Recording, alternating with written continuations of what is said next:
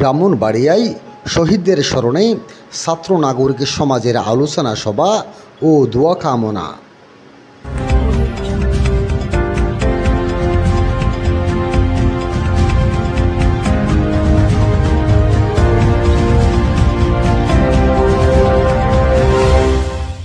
শহীদদের স্মরণে ব্রাহ্মণবাড়িয়ায় ছাত্র নাগরিক সমাজের আলোচনা সভা ও দোয়া অনুষ্ঠিত হয়েছে।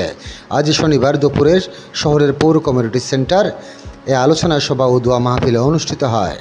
এতে বক্তব্য রাখেন বাংলাদেশ বেসরকারি বিশ্ববিদ্যালয় শিক্ষক সমিতির সভাপতি ডক্টর তৌফিকুল ইসলাম মিতিল, বাংলাদেশ স্কাউট জাতীয় কমিশনার নাজমুল হক নাজু, সাংবাদিক আলামিন শাহিন, যমুনা টিভির সাংবাদিক শফিকুল ইসলাম শাহিন, মুগ্ধের বোন নাসরিন আক্তার প্রমুখ।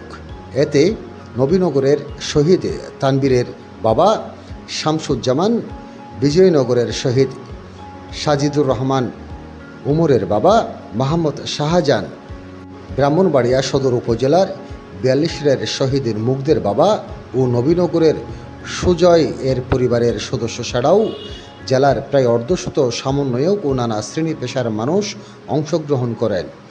এ সময় বক্তারা বলেন, জনগণের দাবি প্রতিষ্ঠা করতে গিয়ে আমরা ব্রাহ্মণবাড়িয়ার ৪ জন কৃতি সন্তানকে হারিয়েছি।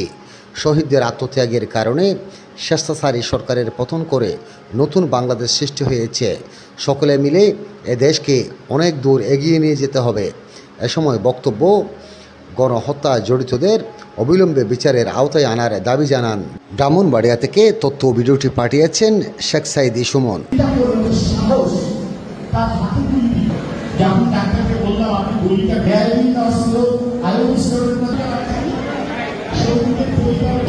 আজকে প্রজন্ম এই স্বাধীনতা হচ্ছে শুধু বাংলাদেশের বীর না, ১০০ বছর বেঁচে উঠলি কেউ ইতিহাসের কাটা সবসময় ওদের পাশে থাকবো। এবং অনেক রাজাকার পাকিস্তান আমলে ছিল, বাবার বন্ধু আছে শহীদ হয়েছে।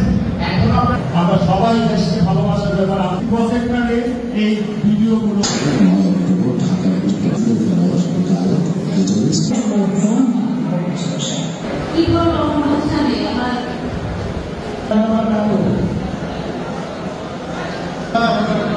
মোবাইলটা একটা কাছে দেন, একটা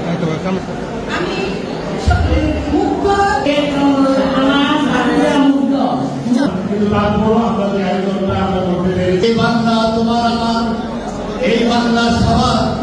এবং সকল আমাদের জন্য দোয়া করছি, আমরা সকল আপনাদের রব্বাল আলামিন এই শৃঙ্খল পরিস্থিতি বন্ধ করার জন্য জীবন দিয়েছেন।